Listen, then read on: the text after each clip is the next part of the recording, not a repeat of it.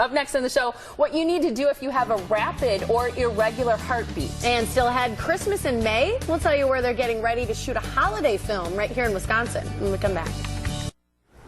And welcome back. Well, a rapid or irregular heartbeat, if left untreated, can cause blood clots, which may lead to a stroke or even worse. And joining us now to discuss atrial fibrillation is Dr. Ryan Cooley.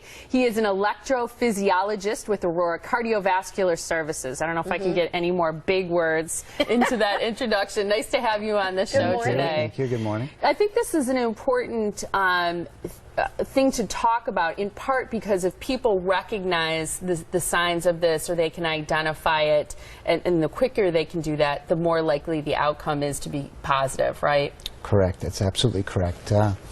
There are a lot of symptoms that can arise from atrial fibrillation. People can have fatigue, shortness of breath, chest pain, palpitation, which is a sensation that the heartbeat is going on in the chest irregularly and beating fast. And it is, right? It is beating fast or irregularly. That's correct. Okay, and a lot of times you can feel that. Yeah, absolutely. And I think it's important to note that men and women actually differ in how they manifest atrial fibrillation, that women tend to be more symptomatic than men. And they often endure these symptoms. And they have a higher risk of stroke than their male counterparts. And despite this, women continue to be undertreated compared to men.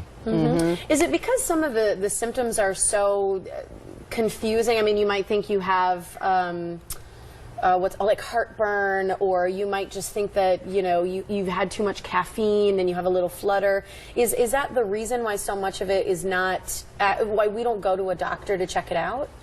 Yeah, I think that's part of it. It can present in a long line of symptoms. It can be completely asymptomatic, or you can have really significant symptoms, like you can all of a sudden suffer a stroke, or you can develop heart failure. So it has such a broad range of presentation that it sometimes doesn't lead you to the doctor. Well, and in 15 to 20% of all strokes are attributed to this. So I always wonder what causes it then. What are the causes of AFib? When it's an upper chamber rhythm problem. So the upper chambers are not contracting normally. Normally when you have a regular, completely normal heartbeat, they're contracting and blood is moving through normally.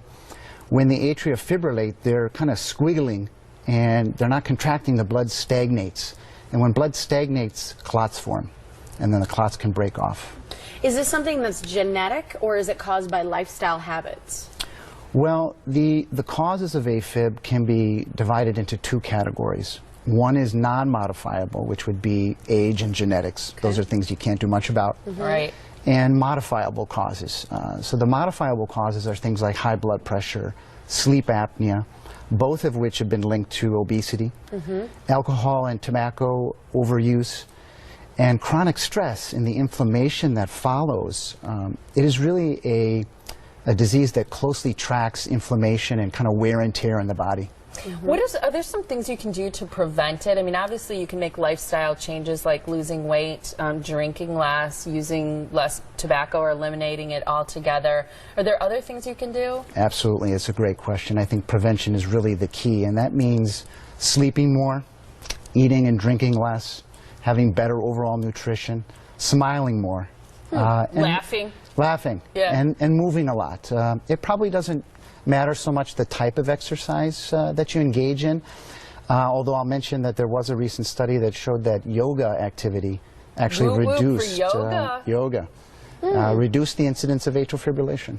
Do you think it's because of the physical attributes that you get from yoga, or is it the de-stressing? Because stress seems like it's a big thing. Absolutely. It's probably multiple factors. Okay. It helps control other risk factors like the high blood pressure, and it helps manage weight. But yoga in particular is very relieving. It's a stress reduction activity, and so it's probably a number of factors. Okay. Yeah, I was just going to ask about treatment. Yeah. Well, people with AFib after lifestyle change really face some tough choices. They can live with it. That doesn't seem so nice. They can take medications, or they can have something called ablation. Unfortunately, medications are not ideal. The default thinking that taking a pill is less risky than a procedure really doesn't apply to rhythm controlling medication. They do confer some real risk. Ablation, on the other hand, has shown a lot of promise, and that's not to say it's risk-free. It's a minimally invasive procedure that is designed to actually damage tissue that is causing AFib. And that can be accomplished through a technique called cryoablation, which is freezing, or burning, which is radiofrequency. Okay. It's a superior strategy, both in terms of quality of life and in reducing stroke rates. And there's even data that it may actually lessen dementia. Those are all important reasons to consider it, Absolutely. I would think. Yeah, I think if you have any of the symptoms of, chest pain, confusion, dizziness, fatigue, palpitation, short of breath, swelling in the feet, any of those all could be symptoms of AFib. You should contact Aurora St. Luke's. You can meet with an AF expert. They're available at one of the many Aurora hospitals and clinics close to your home or work. You can call them toll-free at 888-505-9323 to schedule an appointment, or visit them online at aurora.org/AFib as well. And that's where you can find Dr. Cooley, too. Thanks for being here, Doctor. We Thank you appreciate very it. much. Really nice to have you. Thank you.